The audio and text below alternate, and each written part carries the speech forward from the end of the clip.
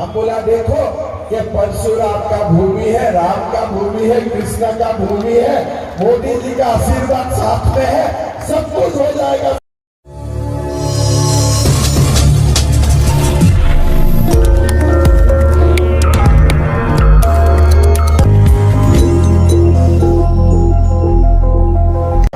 बोला देखो ये परशुराम का भूमि है, राम का भूमि है, कृष्ण का भूमि है, मोदी जी का आशीर्वाद साथ में है, सब कुछ हो जाएगा, चिंता मत करो, आगे बढ़ो।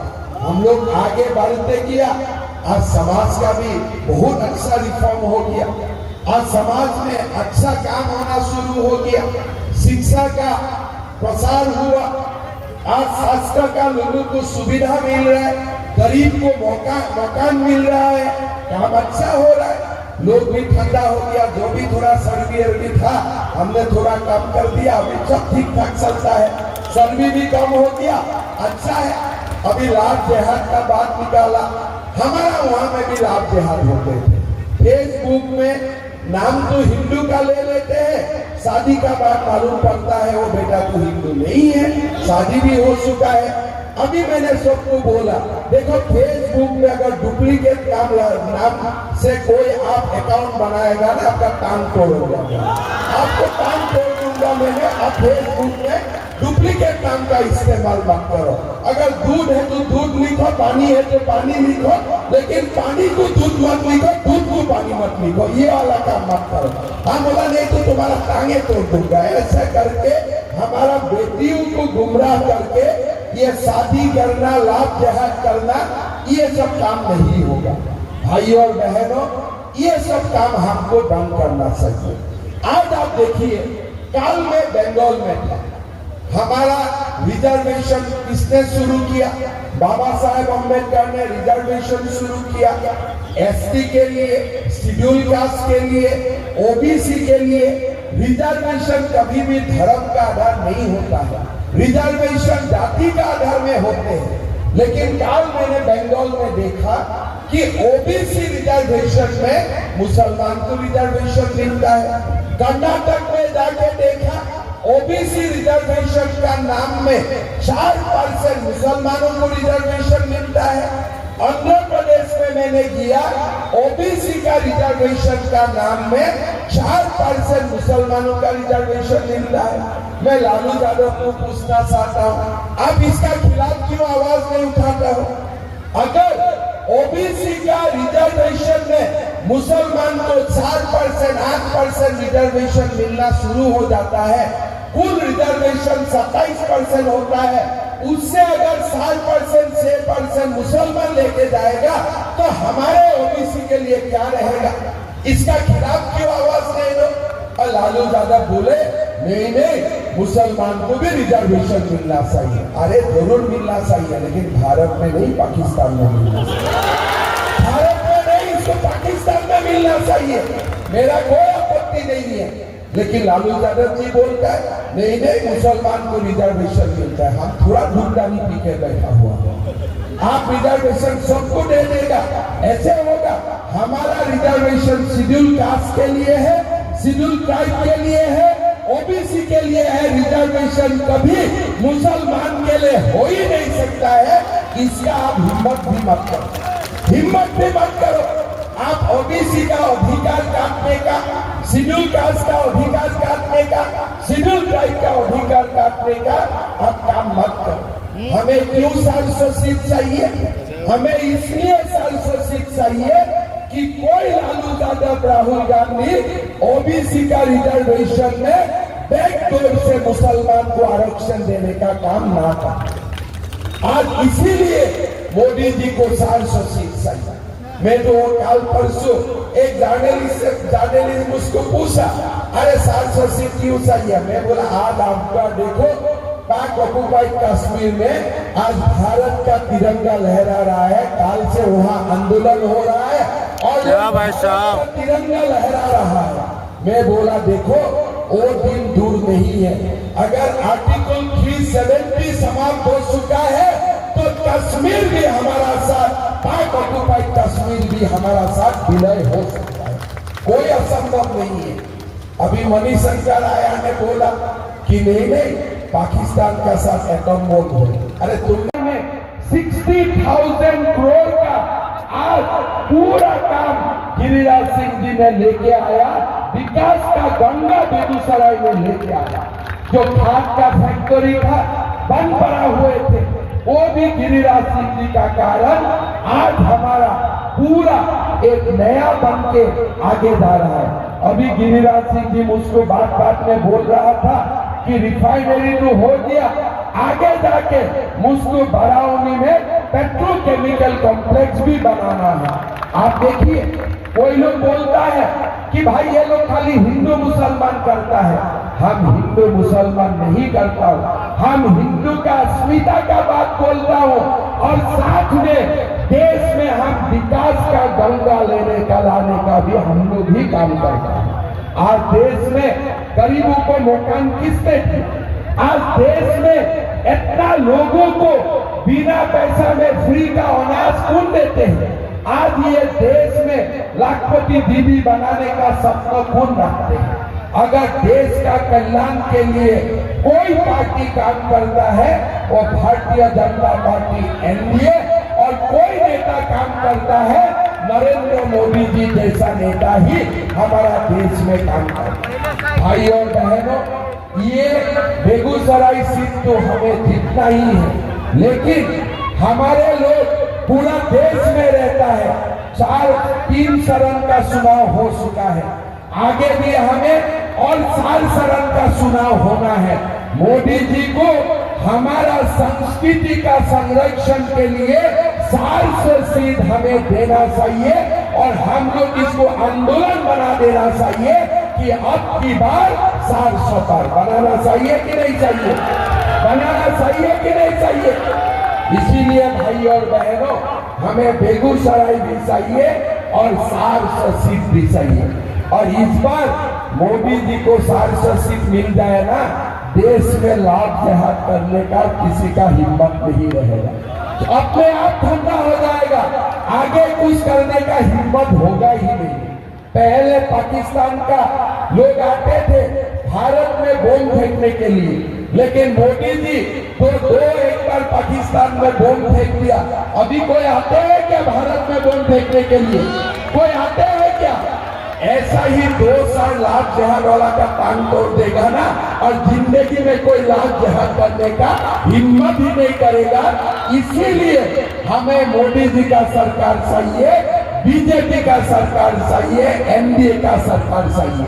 भाई और बहनों, हमें जनता दल को भी जिताना है, भारतीय जनता पार्टी को भी जिताना है, हमें सिराज जी को भी जिताना है, हमें पूरा एनडीए को बिहार से पूरा 100% सीट से हमें जिताना है। जिताना है कि नहीं? सबको जिताना है ना पूरा। बेगूसराय में आप लोगों ने लास्ट में तो कन्हैया कुमार को हरवाया, इस बार दिल्ली वाला भी उनको हरवा देगा। और यहाँ में जो भी लड़ा है गिरिराज सिंह जी का सामने कोई भी कुछ नहीं कर पाएगा। इसलिए जनता का आशीर्वाद गिरिराज सिंह जी का साथ है ना? आप लोग का आशीर्वाद है कि नहीं? है ना? पूरा देश का गरीब का आशीर्वाद तो गिरिराज सिंह जी का साथ है। ये तो मैं जानता हूँ, मेरा अपना एक्सपीरियंस से मैं जानता हूँ। ये देश का गरीबों का आशीर्वाद 3 करोड़ आवास बनाया, 1-2 नहीं, 3 करोड़ आवास बनाया। किसने बनाया? आपका सांसद गिरिराज सिंह जी ने बनाया। मां कामाख्या का धरती से आया हूं। मैं पहले ही आपको नमन करना चाहता हूं, वंदन करना चाहता हूं। किस लिए? ये भूमि भी शक्ति का भूमि ही है। यहाँ पुरानी दुर्गा मंदिर भी है जो शक्तिपीठ माना जाते हैं, और इसीलिए जहाँ माँ कामाख्या और माँ दुर्गा विराजमान होता है वहाँ सनातन का तो जिंदाबाद होते ही रहेगा। आगे भी हुआ था, आगे भी होता ही रहेगा। भाइयों बहनों, मैं राजधानी सिंह दिनकर जी को मेरा श्रद्धा सुमन अर्पित करता हूँ। और मेरा बात शुरू करने का पहले मैं 2 साल बाद आप लोगों को बोलना चाहता हूं। पहला बात, मुझको दिल्ली से बोला गया कि आपको बेगूसराय जाना है। मैंने पूछा बेगूसराय में कौन है? गिरिराज जी। तो मेरा दिमाग में ये लगा कि गिरिराज जी का समष्टि में केंद्र में जाके मैं वोट मांगू, इतना मेरा हिम्मत नहीं है। इसलिए गिरिराज जी हमारे नेता है, आप लोग उनको वोट देता ही रहता है, आगे भी देगा। लेकिन मेरा एक बात थे मन में कि मुझको गिरिराज जी को धन्यवाद देना है, और ये धन्यवाद मैं उसको रूम में दूं, मेरा चैम्बर में दूं, उनका चैम्बर में जाके दूं, उससे अच्छा है कि बेगूसराय में आके मैं इसको धन्यवाद दूं। कारण क्या है भाई और बहनों, असम एक बहुत ही छोटी प्रदेश है, बहुत ही छोटे। बिहार की जनसंख्या और असम का जनसंख्या हमारा 3 करोड़ का आबादी होते हैं। जब मैं मुख्यमंत्री बना, गिरिराज जी मुझको बोला कि हेमंत जी, मोदी जी आपके लिए 6 लाख प्रधानमंत्री आवास जी का घर स्वीकृत किया है, आप लोग बनाते क्यों नहीं है? मैं बोला गिरिराज जी, आप मुझको 2 साल समय दीजिए, मैं बना दूंगा, लेकिन आप मुझको निरंतर पैसा देना पड़ेगा और कोई कमी नहीं होना चाहिए। गिरिराज जी ने मुझको बोला कि आप 6 लाख बना के कंप्लीट करो, मैं आपको 2 लाख और मकान देने का काम करूंगा। आज गिरिराज जी का कारण असम का 8 लाख गरीबों को प्रधानमंत्री आवास योजना का घर मिला है।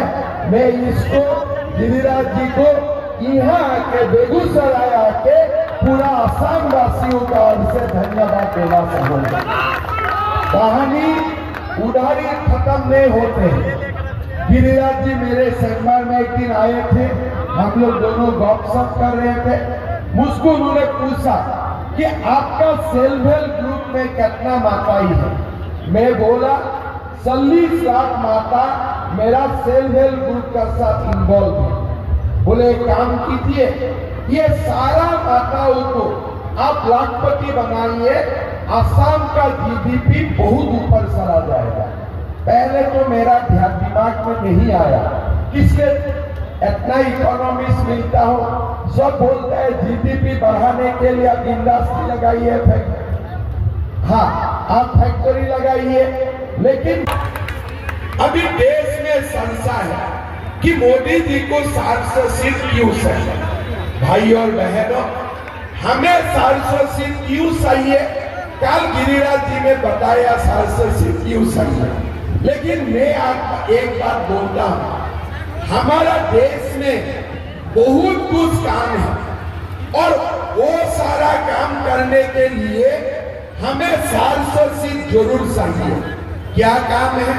राम मंदिर तो बन चुका है, राम मंदिर जाना है कि नहीं? दर्शन के लिए जाना है कि नहीं? अभी वो कांग्रेसी और लालू यादव नहीं पूछते हैं कि राम मंदिर का उद्घाटन कब होगा, दिन बताओ।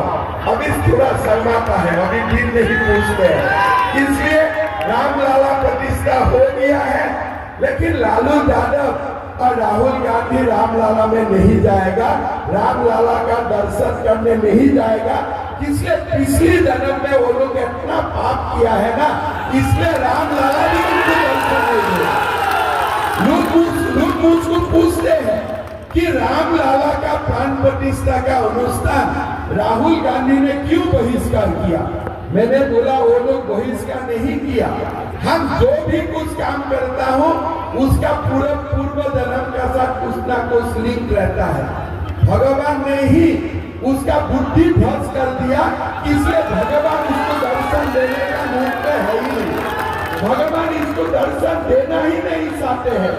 इसीलिए रामलला का मंदिर दर्शन करने क्या इस जीवन में लालू यादव और राहुल गांधी का सौभाग्य नहीं होगा, मैं ये गारंटी बोल सकता हूँ। मोदी जी का तो गारंटी है ही, लेकिन मेरा ये गारंटी है कि ये जीवन में राहुल गांधी और लालू यादव को कभी रामलला का दर्शन का मौका नहीं मिलेगा। ये भी थोड़ा सा मेरा गारंटी है। भाइयों और बहनों, सार्वजनिक हमें क्यों चाहिए आप बताइए।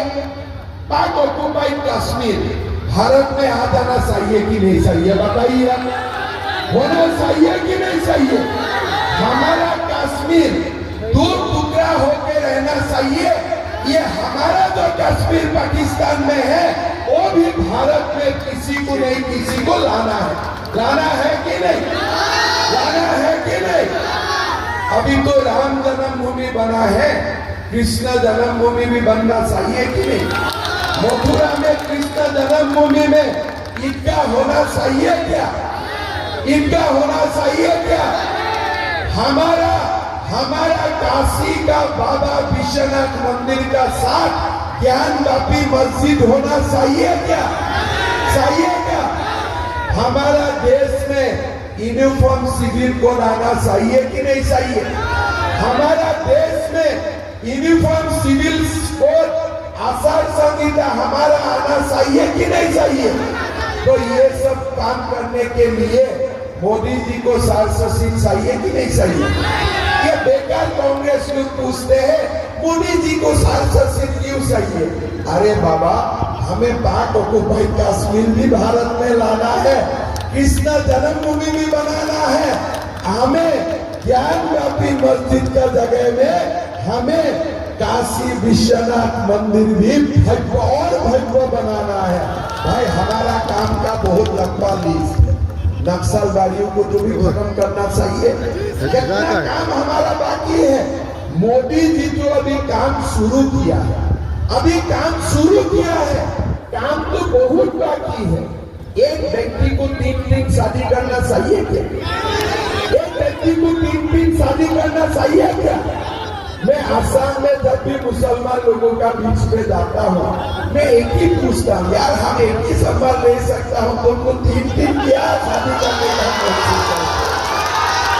हमारा घर में हम जब मीटिंग करने जाते हैं, हमारा वाइफ बोलते हैं अरे 9 बजे डिनर करने जाना था, तुम नहीं आया, आज हमारा डिनर मिस हो गया। कोई भी बोलता है हमारा बच्चा का कॉलेज जाना था, तुम्हारा समय नहीं मिला। तो मैं सोचता हूँ मैं एक बीवी के लिए समय नहीं मिलता, तुम 3 बीवी के लिए समय कहाँ से मिलता।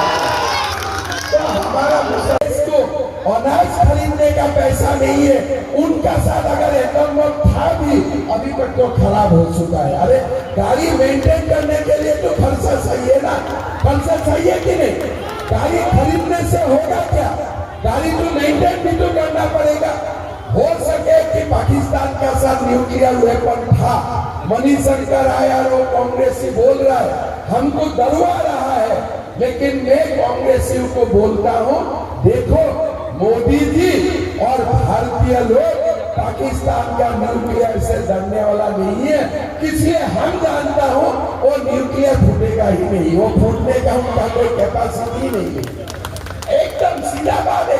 जो देश का अनाज खरीदने का पैसा नहीं है, वो कहाँ से न्यूक्लियर मेंटेन करेगा। हमको बोलने से होगा क्या, झूठ मूठ का बात। मैं कांग्रेसियों को बोलना चाहता हूँ, देखो झूठ मूठ बात मत बोलो, हमें डरवाने का कोशिश मत करो। अभी वो दिन समाप्त हो गया ना, हम पाकिस्तान से डरता हो। मोदी जी तो विदेश हो देश हो, हमारा एक ही लक्ष्य है, भारत को विश्व गुरु बनाना है। अमेरिका और चाइना से भी भारत को आगे लेके जाना। जो देश अमेरिका और चाइना से कॉम्पीट कर रहा है वो पाकिस्तान से डरेगा क्या। वो कांग्रेसी लोग हमको पाकिस्तान का नाम से डरवाता है। मैं मणिशंकर आया को बोलता हूँ, देखो ये सब बात बोलना बंद करो, वो दिन अभी समाप्त हो चुका है।